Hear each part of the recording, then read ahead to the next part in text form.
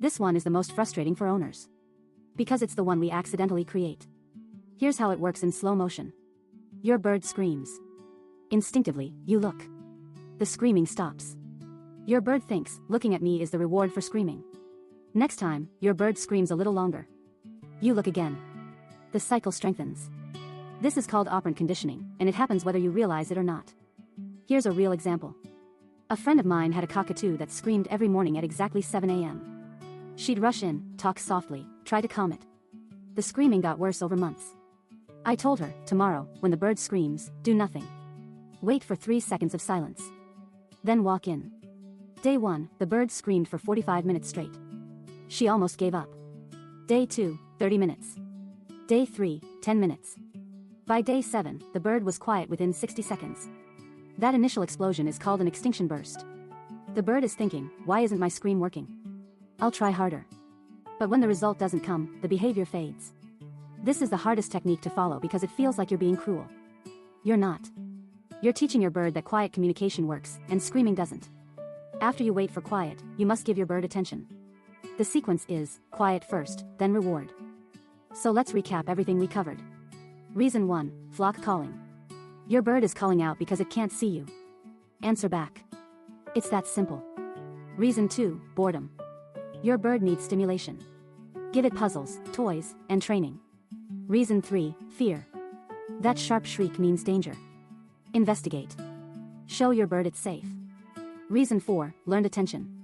You accidentally trained your bird to scream. Wait for quiet, then reward. Reason 5, hormones. This is biological. Reduce triggers and be patient. The key is figuring out which one your bird is doing, and responding appropriately. If you found this video helpful, hit like and subscribe to Bird Psychology Secrets. We release new videos every week that help you understand exactly what's going on in that little feathered head. And I want to hear from you. What does your bird's scream sound like? Describe it in the comments. Tell me which reason you think it is. I read every comment and I'll help you figure it out.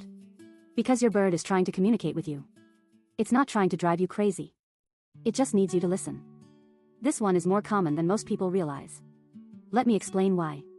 Parrots are among the most intelligent creatures on the planet. A macaw has the cognitive ability of a human toddler. But unlike a toddler, it has no TV. No books. No toys that aren't destroyed in 10 minutes. A research study from the University of California found that parrots in captivity show signs of stress and repetitive behavior when they don't have enough environmental stimulation. Those behaviors include screaming. In the wild, a parrot spends 4 to 6 hours every day foraging for food. Flying. Socializing. Solving problems. Making decisions. In a cage, food appears in a bowl. Water is always there. Nothing changes. Wouldn't you scream too? When a bird is bored, screaming is one of the few things it can do that produces a result. It's loud. It gets attention. It changes the environment. The fix is enrichment. Foraging toys where the bird has to work for food. New perches in different positions. Training sessions that challenge the brain. A simple test: if your bird is sitting still and quiet with nothing to do, it's bored.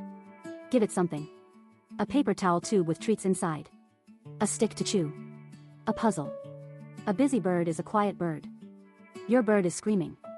Again. The neighbors can hear it. You've tried everything, covering the cage, talking softly, yelling back.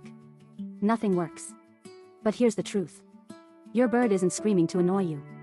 It's screaming because it's trying to tell you something. And if you don't understand what, the screaming will never stop. I've helped hundreds of bird owners solve this exact problem. And today, I'm going to show you the 5 real reasons birds scream, starting with the one that 90% of owners get completely wrong. Let's dive in. But before we get into the reasons, I need to clear something up. Screaming is natural for birds.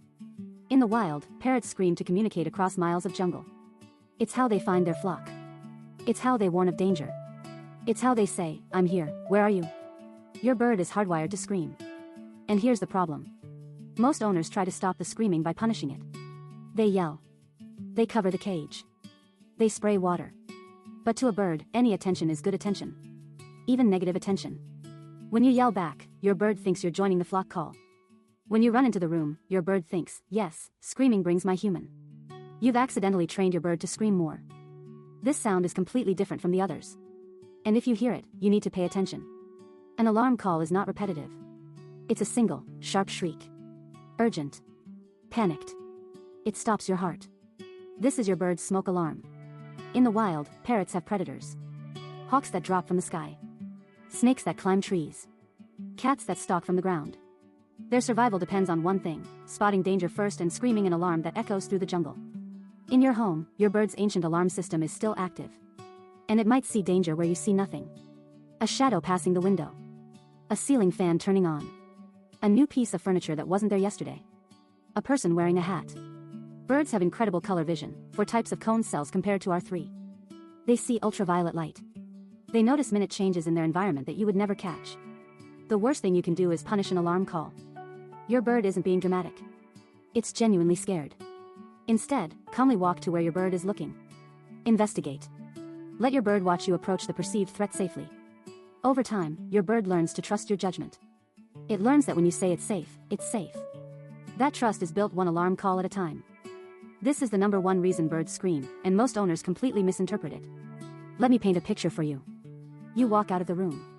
Your bird immediately starts screaming. Loud, repetitive, urgent. You think they're being difficult. They want attention. They're throwing a tantrum. But here's what's actually happening in your bird's brain. In the wild, parrots live in flocks of dozens or even hundreds.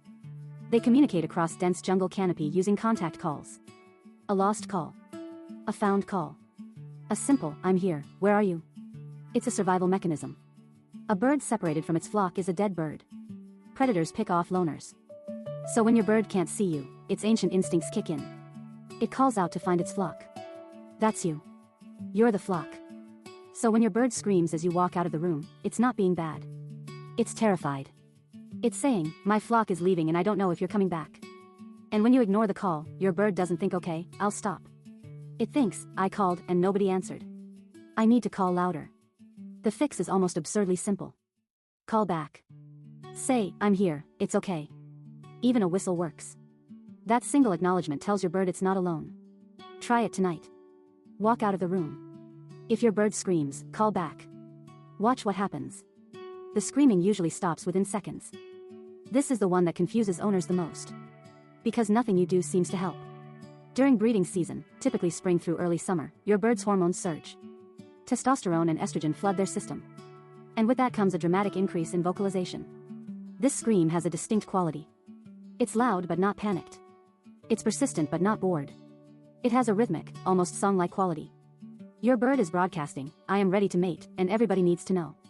In the wild, this serves a purpose. It attracts mates. It establishes territory. It's essential for reproduction. In your living room, it just sounds like noise. You cannot train away hormones. This is biology, not behavior. But you can reduce triggers. First, reduce daylight exposure. 13 to 14 hours of darkness mimics winter. Second, remove anything your bird sees as a nesting site. Dark corners, paper shreds, soft toys. Third, be careful where you pet your bird. Petting the back, wings, and tail can stimulate hormonal responses. Stick to head and neck scratches. Finally, rearrange the cage. Move perches. Rotate toys. Disrupt the familiar. A bird that's figuring out its environment is a bird that's not focused on mating. Patience is the most important tool here. Hormonal seasons pass. Your bird will return to normal. But during those weeks, give it grace.